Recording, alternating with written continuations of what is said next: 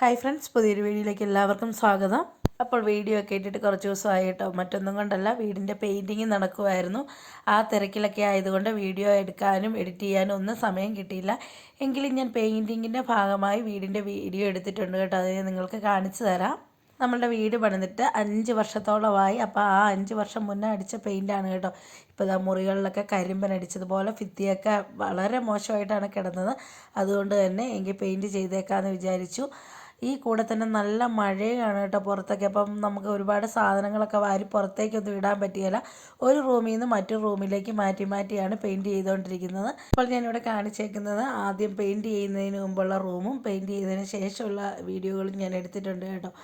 അപ്പോൾ അതേ റൂമിലേക്ക് വാരി ഹാളിലേക്ക് വെച്ചിട്ടാണ് നമ്മൾ പെയിൻറ്റിങ് ചെയ്യാനായിട്ട് പോകുന്നത്.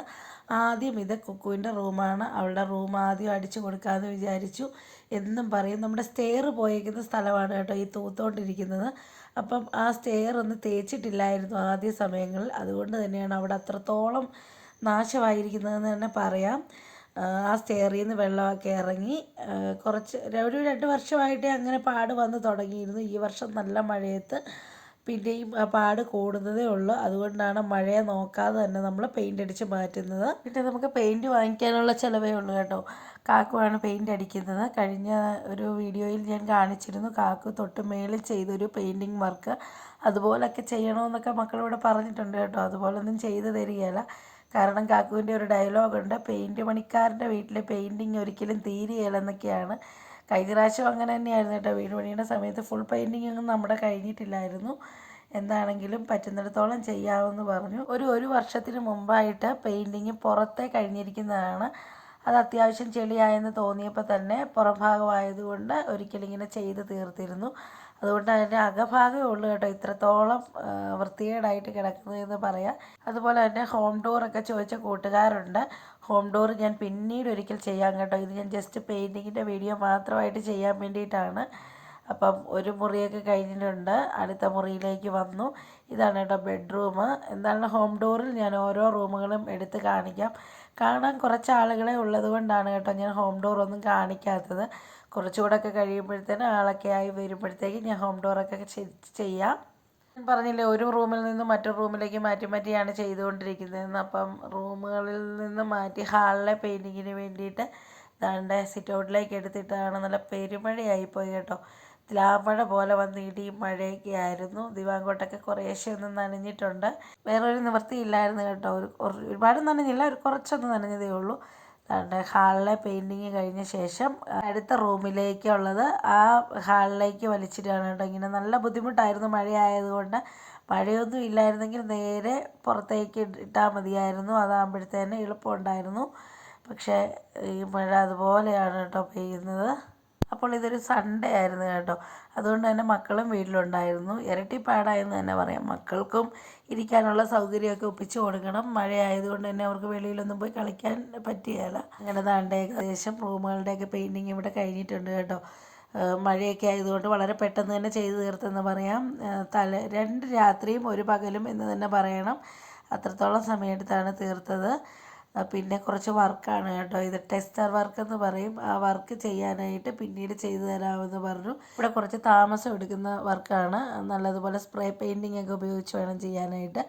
പിന്നീട് ദാണ്ട അടുക്കളയാണ് കേട്ടോ പെയിൻറ്റ് ചെയ്യാനായിട്ട് വന്നത്. അടുക്കള ചെയ്യാനായിട്ട് കുറച്ച് റിസ്ക് ആയിരുന്നു.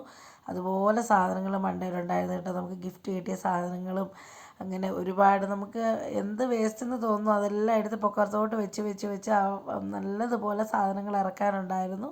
വളരെ പെട്ടെന്ന് തന്നെ സാധനങ്ങളൊക്കെ മാറ്റി കൊടുക്കണമായിരുന്നു. അതുകൊണ്ട് ഒന്നും നോക്കിയില്ല.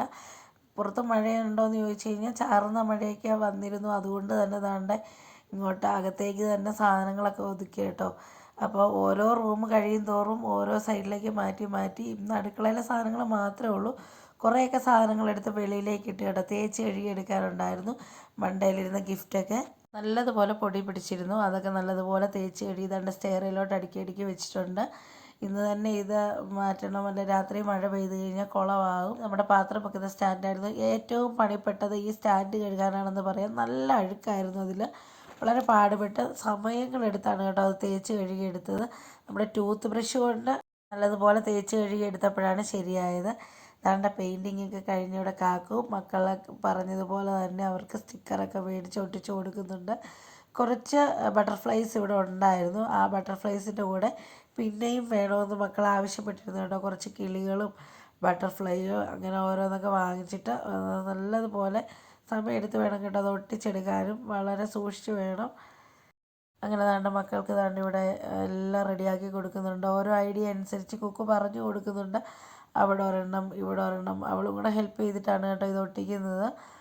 പിന്നെ ഈ ബട്ടർഫ്ലൈസിൻ്റെ ഒരു പാക്കറ്റിന് 30 രൂപ വെച്ചായതേ ഉള്ളൂ. അങ്ങനെ നമ്മൾ 2 പാക്കറ്റ് ബട്ടർഫ്ലൈസും 1 പാക്കറ്റ് കിളിയും അങ്ങനെയാണ് കേട്ടോ വാങ്ങിച്ചത്. കണ്ടോ മക്കൾ താണ്ട് ഇവിടെ ഹെൽപ്പ് ചെയ്ത് കൊടുക്കുന്നുണ്ട് വാപ്പാനെ. സ്റ്റിക്കറൊക്കെ ഓരോന്നായിട്ട് പറിച്ച് കൈ കൊടുക്കുന്നുണ്ട് കേട്ടോ. അപ്പോഴാണ് ഒട്ടിക്കാനായിട്ട് എളുപ്പം. ഇത് മതിയോ എന്നാണ് കേട്ടോ കാക്കു ചോദിച്ചത്. സെറ്റപ്പായോ ഇത് മതിയോ എന്നൊക്കെ നോക്കുകയാണ്. എന്താണ്ട് ഇതാണ് കേട്ടോ ആ പാക്കറ്റിൽ 4 ബട്ടർഫ്ലൈകളാണ് കേട്ടോ. അപ്പം ഈ 4എണ്ണം പല കളറിൽ നല്ല ഭംഗിയായിട്ടുള്ള ബട്ടർഫ്ലൈസാണ്. എന്താണ്ട് ഒട്ടിച്ച് കഴിഞ്ഞപ്പോൾ കണ്ട് ഇത്രയും ഭംഗിയായിട്ടാണ് കേട്ടോ ഇരിക്കുന്നത്. നല്ല രീതിയിൽ തന്നെ ഒട്ടിച്ചെടുക്കുമ്പോഴത്തേന് അതുകൊണ്ട് ഇവിടെ ഫത്തഹ് വഴക്കുണ്ടാക്കുന്നുണ്ട് കേട്ടോ. എന്തിനാന്ന് ചോദിച്ചു കഴിഞ്ഞാൽ ഈ കിളിയെ അവൻ ഒട്ടിക്കാൻ വേണ്ടിയിട്ടാണ് ബട്ടർഫ്ലൈസൊക്കെ അവൻ ഒട്ടിച്ചോളാം എന്ന് പറഞ്ഞ് കുക്കുമോളുമായിട്ടുള്ള വഴക്കാണ് കേട്ടോ. വാപ്പിക്ക് പറിച്ച് ഒട്ടിച്ച് കൊടുക്കാം, ഞാൻ കൊടുക്കാം എന്നൊക്കെ പറഞ്ഞിട്ടാണ്. എന്താണ്ടേ എല്ലാ ബട്ടർഫ്ലൈസിനെല്ലാം എല്ലാം ഒട്ടിച്ച് കഴിഞ്ഞപ്പോഴത്തേന് അടിപൊളിയായിട്ടുണ്ട് കേട്ടോ. ഇത്രത്തോളം ഭംഗിയായിട്ട് ഭിത്തി മാറ്റിയെടുത്തു. അങ്ങനെ ഏകദേശം അടുക്കളയിലെ റൂമുകളിലൊക്കെ പെയിൻറ്റിങ് കഴിഞ്ഞിട്ടുണ്ട് കേട്ടോ. അതിന് ശേഷം വാർത്തയൊക്കെ കാണാനായിട്ട് കിടക്കുന്നതാണ്. അപ്പം ഇനി നമുക്ക് ചെയ്യാനുള്ളതെന്ന് പറഞ്ഞു കഴിഞ്ഞാൽ സിറ്റ് ഔട്ടുണ്ട്, വെളിയുണ്ട്. അപ്പോൾ സിറ്റ് ഔട്ട് ഉൾപ്പെടെ വെളിയാണ് കഴിഞ്ഞ പ്രാവശ്യം ചെയ്തത്. അതുകൊണ്ട് വലിയ വൃത്തികേടില്ല.